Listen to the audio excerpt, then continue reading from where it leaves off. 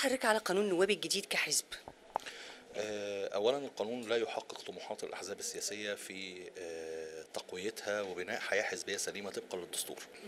الدستور نص على أن الحياة الحزبية في مصر، أن الحياة السياسية في مصر حياة حزبية وتسمح بتعدد الأحزاب، ولكن قصر 20% من عدد النواب بقائمة للأحزاب بمثل الأحزاب محمل عليها الشباب والمرأة ذوي الاحتياجات الخاصة، ده بيضعف من التمثيل الحزبي. لأن أنا كأحزاب وعدد الأحزاب الموجودة حتى وإن كان لها الثقل في الشارع، ولكن من المفترض أن بنظرية الإهمال والاستعمال بتقول إن أنا لو أنا دربت الأحزاب دي في إنها تمارس حياة برلمانية وحياة حزبية هتقوى، واللي مش هيقدر يتواكب مع التطورات اللي موجوده يسقط، ومن يثبت كفاءته فيستمر.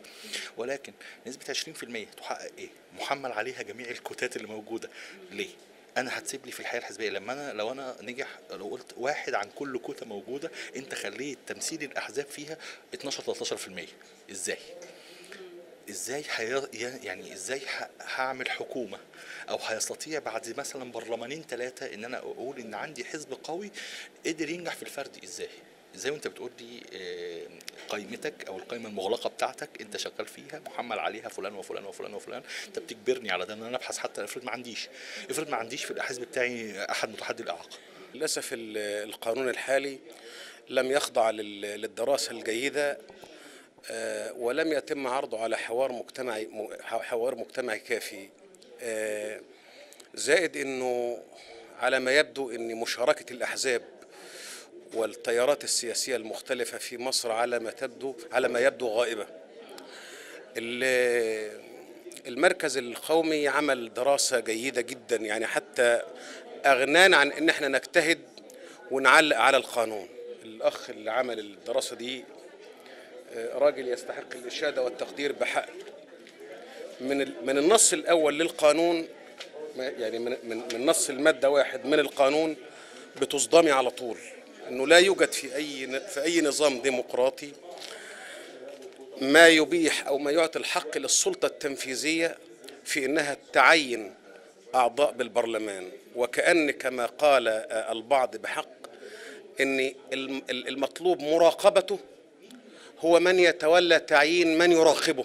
بخصوص ال5% اللي بيعينهم رئيس الجمهورية، لا يجوز الطعن عليهم أو الفصل في صحة عضويتهم زي الأعضاء المنتخبين، وده اللي نظمته المادة 29 من القانون.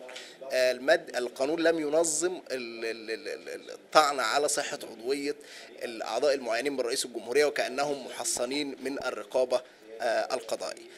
أيضا بخصوص المادة الثانية والتي عرفت صفات مختلفة للفلاح والعامل والمقيم بالخارج، أيضا يعني التعريفات جاءت في بعضها غير دستوري وبعضها مخالف للمواثيق الدولية التي صدقت عليها مصر.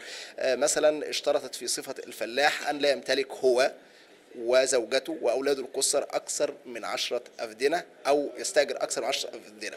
طيب بالنسبة للفلاح اللي عنده 11 فدان، ده هيكون ظروفه إيه؟ إيه هي الصفة بتاعته؟ وبالتالي هذا أمر يحرم من يمتلك أكثر أو يستأجر أكثر من الترشح تحت صفة فلاح، رغم أن الفلاحة هي عمله الأساسي. بخصوص صفة العامل، القانون اشترط أن ألزم العامل بأن يكون مقيدا في نقابة عمالية، وهو ما يتعارض مع نص المادة 87 من اتفاقية الحرية النقابية اللي صدقت عليها مصر سنة 1957. ماذا عن وضع المرأة وغير المسلمين في هذا القانون؟ سمعنا هناك بعض اللغط حول هذا الأمر. يعني هو يعني انا كمبدا احنا بنرفض نظام الكوتا، لانه هو اصلا بيخل بمبدا تكافؤ الفرص، وان كان الظاهر منه انه بيمكن فئات مهمشه او ما الى ذلك. المراه موجوده في نظام الكوتا، والشباب موجودين، والمسيحيين موجودين طبقا لنظام الكوتا، ولكن نحن من حيث المبدا نرفض نظام الكوتا.